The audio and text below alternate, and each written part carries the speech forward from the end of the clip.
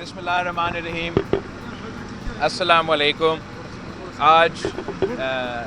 جماعت اسلامی کا ڈیلیگیشن یا اسلام آباد کا ہمارا زرداری ہاؤس پہ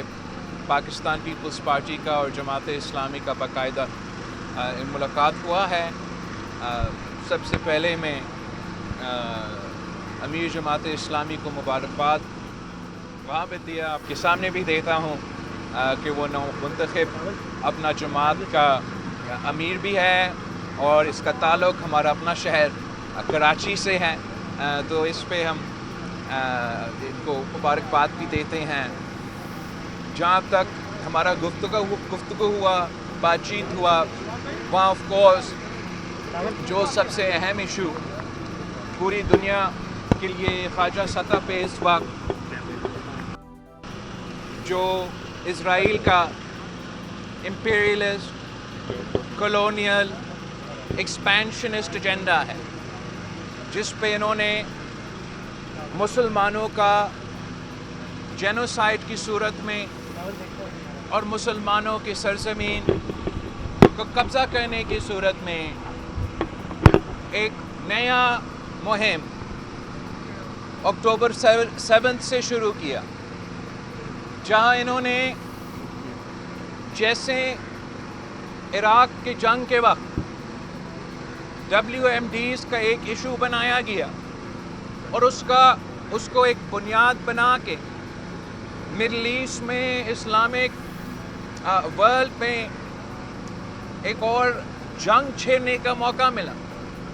جہاں امپیریلسٹ پاورز نے اپنے ایجنڈا پورا کرنے کی کوشش کیا. ویسے ہی ہمیں اب نظر آ رہا ہے کہ جس طریقے سے بہانہ اکتوبر 7 کے سو کالڈ ہاسٹیجز کے سوال سے شروع ہوا، اب وہ جنگ فلسطین سے لے کے لیبنان سے لے کے اور خدا نخواستہ ہمارا ہمسایہ ملک ایران کی طرف یہ وار تھیٹر بڑھتا جا رہا ہے. اس پوری سازش میں مسلمانوں کو اور خاص طور غزہ کے مسلمانوں کو ڈی ہیومنائز کیا گیا، ان کا قتل عام کو جسٹیفائی کیا گیا. International laws, United nations conventions, انسانی حقوق کا کوئی پرواہ نہیں. جتنے بچے کو شہید کیے گئے ہیں، جتنے خواتین کو شہید کیے گئے ہیں، اس سے پوری دنیا پہ کوئی اثر نہیں. تو جب 1 سال کا اینیورسری اب نزدیک ہوتا جا رہا ہے اور اکتوبر 7 کو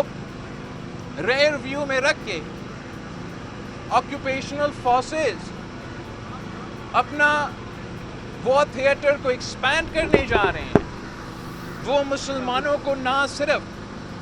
فلسطین میں، غزہ میں، مگر لیبنان میں ان کا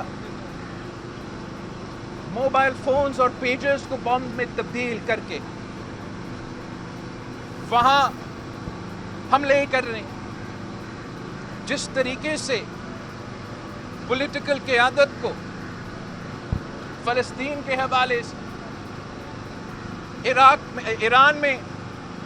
شہید کیا جاتا ہے، تو یہ ایک ایسا موقع ہے جہاں پاکستان اپنے اندرونی مسئلے اپنی جگہ اور پاکستان پیپلز پارٹی اور جماعت اسلامی میں جتنا سیاسی ایشوز، جتنا منشور پہ، جتنا نظریہ پہ ہمارے اختلاف ہوں گے، جہاں تک فلسطین کا ایشو ہے، جہاں تک مسلم امہ کا ایشو ہے، جہاں تک انسانیت کا ایشو ہے، نہ صرف ہم دونوں ایک پیج پہ ہیں مگر پورا پاکستان کو ایک پیج پہ ہونا چاہیے. میں جماعت اسلامی کا مسلسل کوشش کہ وہ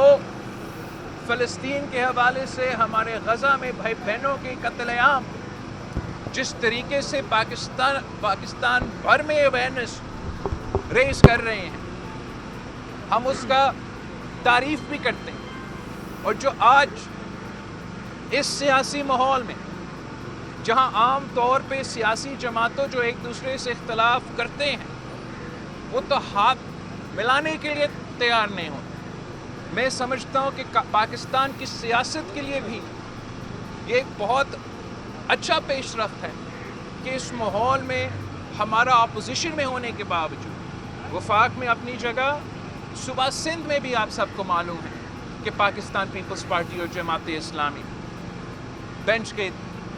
دوسری طرف بیٹھتے ہیں. مگر جہاں تک غزہ کے، جہاں تک فلسطین کے سوال ہے، جہاں تک مسلم امہ کا سوال ہے، نہ صرف ہم دونوں مگر پورا پاکستان کو ایک پیج پہ ہونا چاہیے. میں نے آج جماعت اسلامی کی امیر کو یقین دہانی دی کہ جہاں تک فرینڈز آف فلسطین کے حوالے سے، فرینڈز آف غزہ کے حوالے سے جو اکتوبر 7 پہ ایونٹس ہوں گے انشاءاللہ تعالیٰ، اس میں پاکستان پیپلز پارٹی کے کارکن اور تنظیم ان کے ساتھ ضرور ساتھ دیں گے تاکہ ایک آواز پوری دنیا میں چلے جائے. ساتھ ساتھ ضرور جماعت اسلامی کی ریکویسٹ میں میں وزیر اعظم صاحب سے بات کروں گا کہ اس پہ حکومت کو انیشیٹو لینا چاہیے. اینڈ اگر حکومت کا ایونٹ ہوگا تو میں جماعت اسلامی اور ہم باقی بھی پاکستان کے تمام سیاسی قوتوں کو، سیاسی پارٹیز کو ضرور دعوت دینا چاہیں گے کہ ایک نیشنل یونٹی کے ساتھ ہم پوری دنیا کو اکتوبر 7 پہ ایک پیغام بھیجیں کہ ہم غزہ کے عوام کے ساتھ کھڑے ہیں. ہم بے قصور معصوم مسلمان، چاہے وہ فلسطین میں ہو، چاہے وہ لیبیا میں ہو، لیبنان میں ہو، چاہے وہ ایران میں ہو، یمن میں ہو، ہم ان کے ساتھ کھڑے ہیں. اور جو ایکسپینشنسٹ ایجنڈا اکتوبر 7 کو بہانہ بنا کے اگر دنیا سمجھتی ہے کہ وہ ایک اور عراق وار جیسے صورتحال میں گریٹر اسرائیل کی کانسیپٹ کی طرف بننا چاہتے ہیں،